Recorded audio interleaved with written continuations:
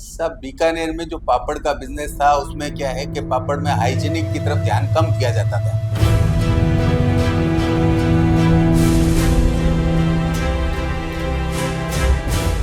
पुराना जो बिस्कुट का मशीन था उसको मैंने पापड़ की मशीन में कन्वर्ट किया और उससे पापड़ डिजाइनदार पापड़ बनाने शुरू किए।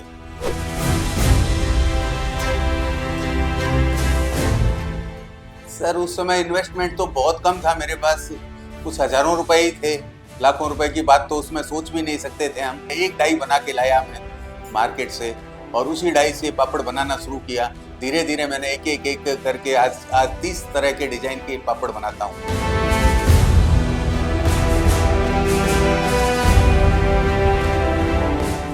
एटी 89 की हमारी ईयरली सेल आपको बताऊं तो हमारी सेल थी सिर्फ 3 लाख रुपए साल की, और आज हमारी करोड़ों में सेल है।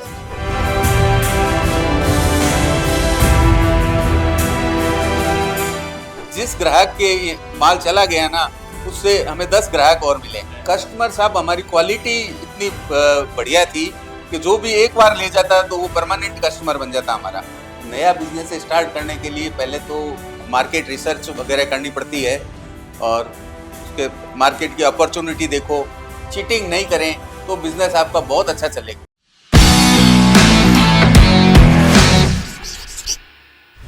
साहब मैं बीकानेर राजस्थान से बिलोंग करता हूँ। मैंने अपनी पढ़ाई पूरी करने के बाद काम की तलाश में था तो मुझे आइडिया आया।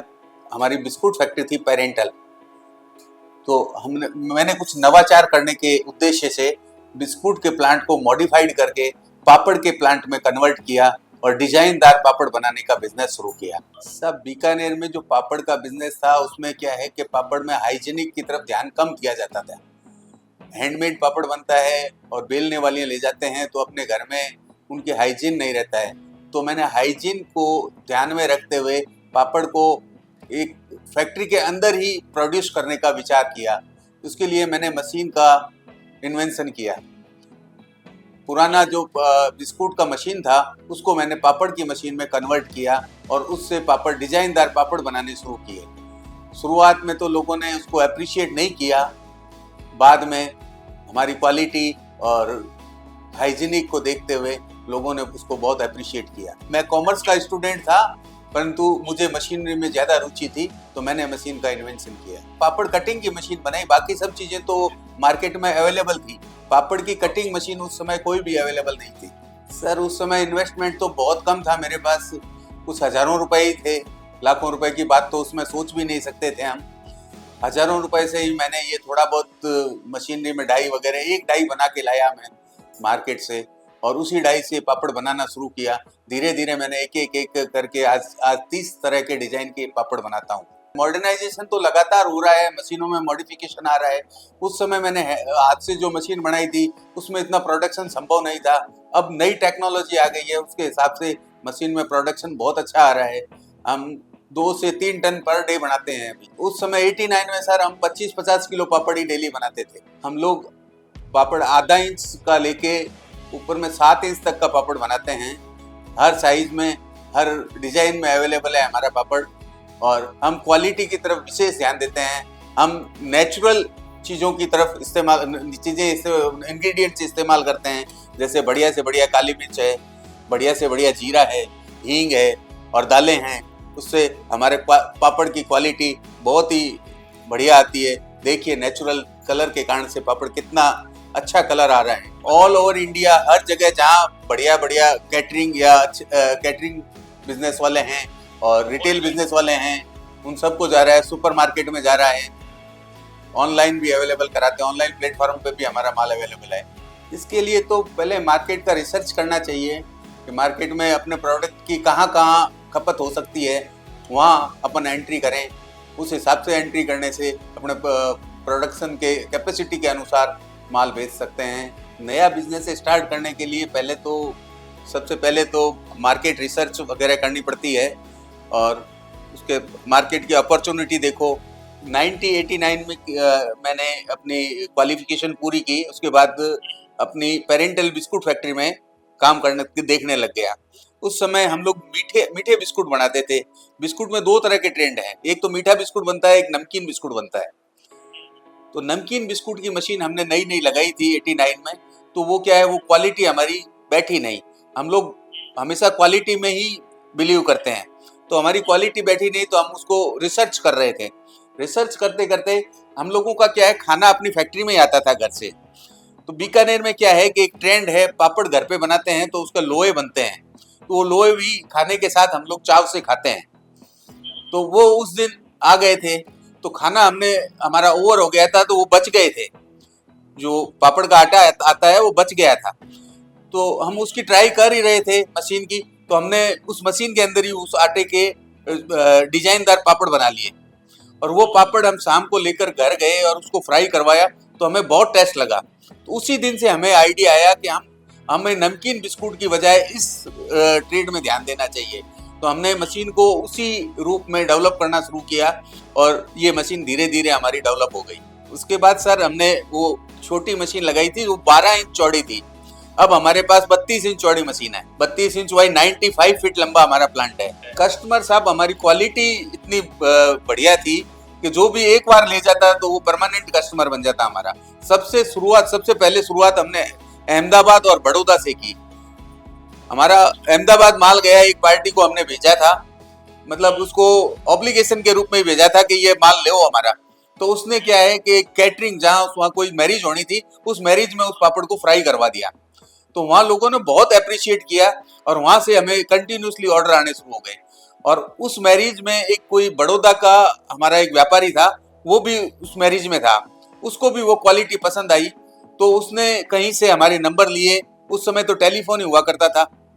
उसने हमारे लैंडलाइन नंबर लिए और हमें कॉल किया कि हमें 100 किलो माल चाहिए। तो हमारे हाथ पांव फूल गए, 100 किलो माल हम कैसे बनाएंगे। हमने बड़ी मुश्किल से उसको कहा कि आप 25-25 किलो माल ले लो, हम दे देंगे।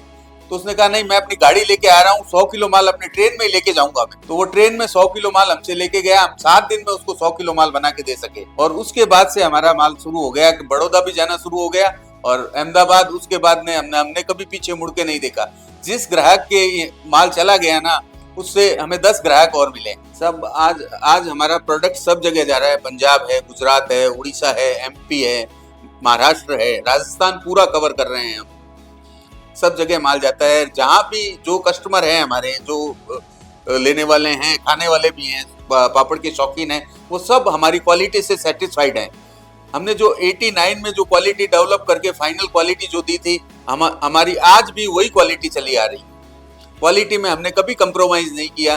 दालों की रेट बढ़ गई, मसालों की रेट बढ़ गई, हमने रेट बढ़ा दिया, हमारा मार्जिन कम कर लिया, परंतु क्वालिटी से कभी भी हमने समझौता नहीं किया कि क्वालिटी को थोड़ा सा सस्ता कर दें। वैसा हमने कभी नहीं सोचा। सर, पहले हम प्लास्टिक की पन्नी में पैक करते थे, अब हमने ये एयर टाइट पाउच पैकिंग शुरू की है। इसमें हमारी पापड़ की फ्रेशनेस वगैरह सदा इकसार रहती है, उसमें फर्क नहीं आता, क्वालिटी सही रहती है, ड्राई नहीं होता है पापड़।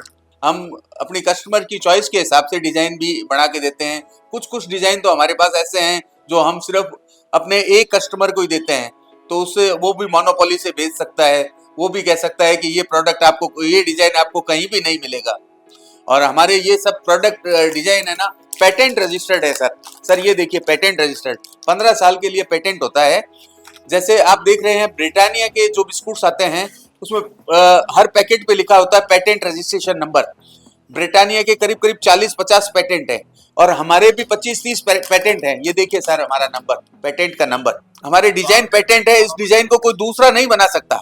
या तो वीडियो जो नंबर है उससे हमसे कांटेक्ट करें, नहीं तो हमारी वेबसाइट से भी कांटेक्ट कर सकता है। ब्रांड नेम हमारा है प्राइड है, और वैसे हम 3 ब्रांड और बनाते हैं। कमल लिटिल हर्ट पापड़ है, लिटिल हर्ट पापड़ है, छोटे छोटे हर्ट शेप का पापड़ है, उसको कमल लिटिल हर्ट पापड़ कहते हैं। प्राइस, अमृत भोग, ये हमारे ब्रांड है।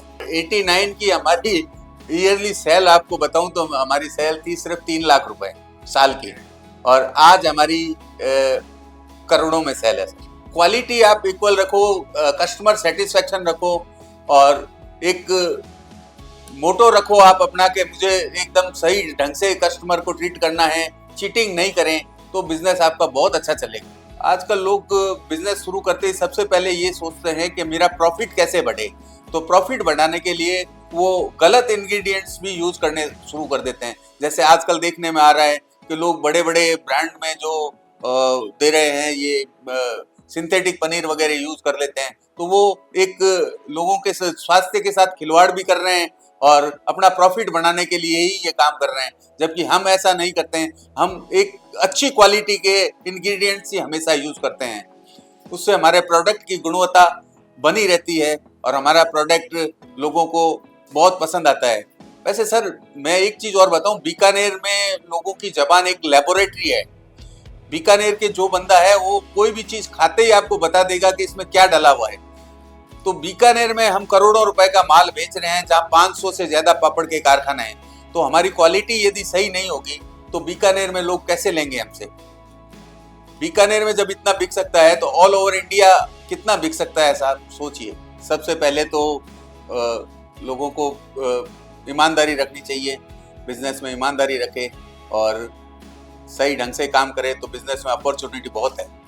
सबसे पहले हम उच्च क्वालिटी की दालों को लेते हैं और उनको मशीन में ग्राइंड करके बेसन बनाते हैं।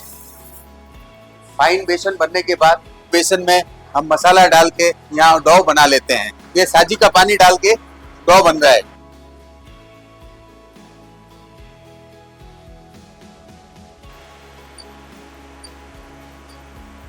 अब इसमें जिस डिजाइन का पापड़ बनाना होता है उस डिजाइन की डाई लगा देते हैं हम। इसमें फिनिश गुड्स को ड्रायर में चला जाता है और उसका जो स्क्रैप होता है रीयूज के लिए वापस मशीन में चला जाता है।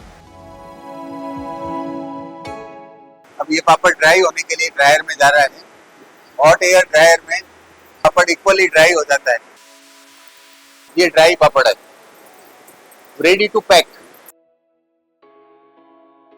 को थोड़ी देर के लिए हवा लगा देते हैं, खुली हवा में रखते हैं ताकि वो ठंडा हो जाए। माल को यहाँ डिजायर साइज में पैक किया जा रहा है।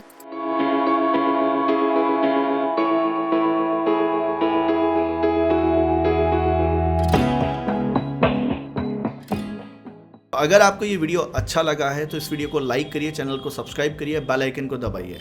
और अगर आप इस कंपनी के फाउंडर के साथ में जुड़ना चाहते हैं जिनका आपने अभी इंटरव्यू देखा, तो डिस्क्रिप्शन में हमने लिंक दिया है, फॉर्म को जाके फिल कर सकते हैं, जहां से आप सीधा इनसे कांटेक्ट कर सकते हैं। और अगर आप कामकाजी की बिजनेस कंसल्टेंसी से लेकर अपने फूड एंड एफएमसीजी बिजनेस की स्टार्टिंग करना चाहते हैं तो आप हमारे नंबर पे या आप हमसे वेबसाइट पे सीधा मिलकर अपने बिजनेस की कंसल्टिंग ले सकते हैं। तो इस लिंक पर क्लिक करें, ज्वाइन करें, हमारे साथ में आपको जुड़ना है या आपको बिजनेस फाउंडर के साथ में आगे डीलर डिस्ट्रीब्यूटर्स के लिए आगे काम करना है।